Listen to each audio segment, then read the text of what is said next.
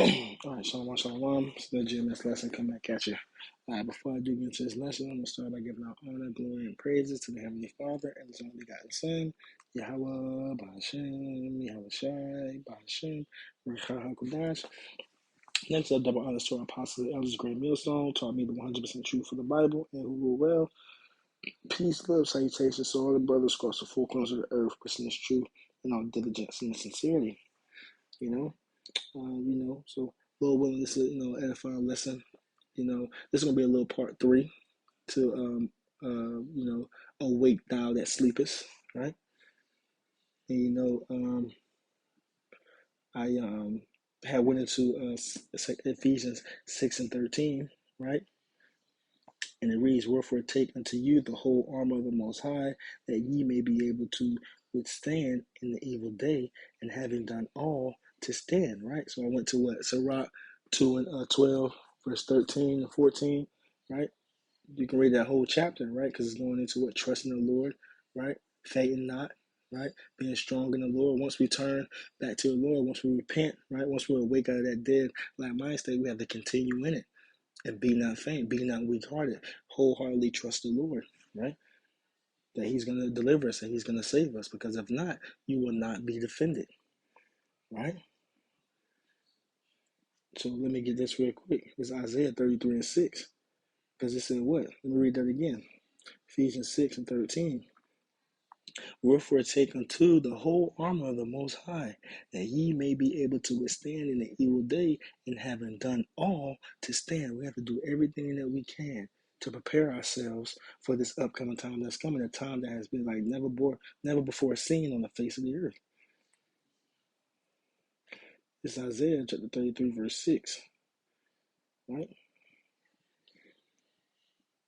Isaiah 33:6, "And wisdom and knowledge shall be the stability of thy times, and strength of salvation. The fear of the Lord is his treasure." What wisdom and knowledge? This wisdom, knowledge, and understanding of Yahweh Hashem Yahweh Shai. Once we awake, right? Once we come into this truth, right? We have to build up as much wisdom, knowledge, and understanding in the Lord that we can, to be stable in these upcoming times. Like I said, this time that, I quoted it way too many times not to bring it out. This is I can get it in let me go to Daniel, right? Let me get Daniel chapter 12 verse 1. Right? This is Daniel chapter 12 verse 1. And at that time Michael and at that time shall Michael stand up, the great prince, which standeth for the people of thy for the Salakia. This is Daniel chapter 12 verse 1. And at that time shall Michael stand up, the great prince, which standeth for the children of thy people, and there shall be a time of trouble, such as never was since there was a nation, even to that same time. And at that time thy people shall be delivered, every one that shall be found written in the book. So first and foremost, the times that we coming into are going to be so bad that the archangel Michael has to stand up for what? Who? The elect, right? You're going to need spiritual intervention, right? Divine intervention to deliver and save those that the Lord has chosen, the elect, right? Because we're going to be it's going to be so bad out here that situations that we're going to get into, the only way you're going to be able to get out is by a spiritual hand, a spiritual help, right? Angelic help, right? And that's only going to come to those, right?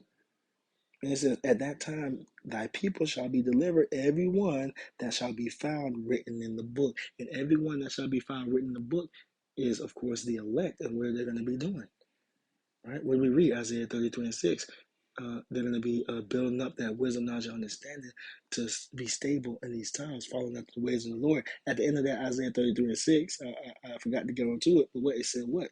The fear of the Lord is his treasure, right? The fear of the Lord. What is the fear of the Lord? It coincides with obedience.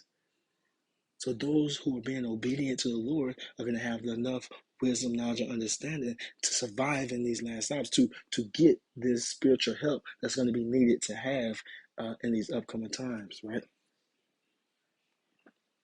So now, where we at? We're going back to Ephesians chapter 6. Chapter 6, verse 13. Well, we read 13, so let's go to 14. Stand therefore, having your loins girt about with truth, and having on the breastplate of righteousness, and your feet shod with the preparation of the gospel of peace. Verse 16, above all, taking the shield of faith, right? Because at the end of the day, we're faith-based Israelites. At the end of the day, it's all about faith, right? And when you have faith, because faith without works is dead, when you have faith, what? You're going to be offering up righteous works of faith to show the Lord that you trust and that you believe, man, right? Look at Noah. Noah didn't just have faith. The Lord, Noah, Abraham, right? They both had to do something to show forth that faith. They didn't just say they had faith. When they were put to the test, Noah went and did what he did for 120 years, right? Abraham, right? He was about to put his son to death to show that the Lord that he had faith in the Lord, right? Without faith, it is impossible to please the Lord, right? So what? Above all, taking the shield of faith, wherewith ye shall be able to quench all the fiery darts of the wicked, because this devil is coming. And without faith, you're going to be succumb. Without putting on the whole armor of the Most High, what? You're going to be a casualty of war. Man. Ye shall be able to quench all the fiery darts of the wicked, verse 17, and take the helmet of salvation, the sword of the Spirit, which is the word of the Most High. So at the end of the day, it all comes back to the words of Yahweh Bashem al Shai, preparing ourselves mentally and spiritually for what's going on, man. Right? Using this word as our whole armor, right? To be able to stand in these end times that's coming, man. And with that, we have to put away the ways of this world, man. we can't have one foot in the world and then another foot in the truth. No, you got to put on the whole armor. You can't show up to the battle with just a breastplate on, right? With just no breastplate, but you got a helmet, right? No shin guards, right? No, you got to come in no shield, right? No, not half of it, but the whole armor of the Most High, right? So let's get that in Romans again. Romans chapter 12, verse 1. I'm gonna start one. Romans chapter 12, verse 1. I beseech you, brethren, I beseech you, therefore, brethren, by the mercies of the Most High, that ye present your bodies a living sacrifice, holy, acceptable unto the Most High, which is your reasonable service. So what we go out there and do as the men of the Lord, right? Because not all of us are called to be prophets or the men of the Lord, but what we do, right? It's about the mercies of the Most High, right? This grace period that He's allowed all of us, right? Through his mercy, right? The men of the Lord which go out and give up their bodies as a living sacrifice, right? Is acceptable to the Most High and is a reasonable service, man. Reasonable, right? What we have to do now when we get in the kingdom of heaven, Lord, when we make it on the first go around, we're gonna look back on what we had to do, and we're gonna say to ourselves, man, I would have did that a million times over and over again, man, to get this, right? And the Lord has given us that time, that this get out of jail free card to get right, man. And all we gotta do is go out to the streets, preach, prophesy. We got the scriptures, we got everything we need. We ain't gotta make nothing up. We ain't gotta tell no stories. We got the whole blueprint right here. It reads on verse 2. And be not conformed to this world. Be not with this world. Be not hand joined in hand with the wicked and the ways of the world. But be ye transformed. That word transform goes into a drastic and dramatic change of character and appearance. Right? But be ye transformed by the renewing of your mind, right? Because when you transform your mind, what you are going to be, it is going to be a dramatic change in your character and even your appearance, right? Wearing your beard, right? If you can grow it, right? Not making baldness upon your head, right? Not shaping up your head. You're going to be look and act like a whole different person, right? It is a blessing when you should jump for joy when one of your family members or one of your old friends that you had in the world come up to you and say, like, damn, man. You ain't nothing like you was back in the day. Exactly. Because you should be a whole new man coming into this truth. Of course, it's not gonna happen in one day, but what? Every day you have to try to what put off that old man. It reads on. But be ye transformed by the renewing of your mind, that ye may prove what is that good and acceptable and perfect will of the Most High. Because at the end of the day, the will of the Lord is gonna reign true, right? Either you're gonna, be a part of the elect, the 144,000 men who give up their bodies as a living sacrifice, along with the men, women, and children who sincerely believe, right? Or you're gonna be a part of that 2/3 remnant that gets cut off and die here by pain, right? And receive their judgment with the heathens, right? So what? Us, we're gonna put on as the elect. We're gonna do what the scriptures say the elect is gonna do, right? So have faith that the Lord is going to save and deliver us out of this hellhole, this cesspool, this pit, right? This world that's been ran in wickedness, and we're going to do so by showing up our faith through our works, right? Righteous works of faith, man, right? Putting out the ways of this world. I'm gonna get one more, and then I'm closing on out, right?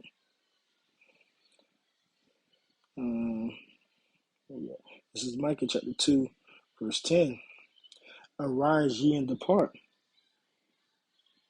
for this is not your rest. This place, America, which is the epicenter of wickedness, is not our rest for you so-called Negroes, Latinos, and Native Americans, man. Right? You don't need to be worrying about retirement, your 401ks, your 5-year, 10-year, 15-year plans. No. This place is not our rest. This place we were put here as captives, man. We were brought here on cargo slave ships, right? And we are still today in that captivity. We are still a number, birth certificate, social security numbers. We're still captives and slaves in the place that we were brought captives, right? It reads because it is polluted. This place is polluted, right, by the blood of you so-called Negroes, Latinos, and Native Americans. Ever since this devil touched down on this land in the late 1400s, right, through the transatlantic slave trade, through the Jim Crow, through 500 years of slavery, through the Jim Crow era, all the way up until this very time today, where you're getting gunned down in the middle of the streets, and they get off scot-free for doing so, right? This place is polluted with the blood, polluted with the food, the chemtrails, the air, the water, right? This place is polluted all the way around. It shall destroy you even with the sword of destruction, because this place, America, and any other place that the Lord has controversy with, is going to be destroyed with nuclear fire, nuclear destruction. If you're caught being joined into this world and the ways of the world, guess what? You're going to catch that same destruction. And it's high time to awake out of sleep, man. So with that, I'm going to go ahead and close it out. Peace and love to your elect. Shalom.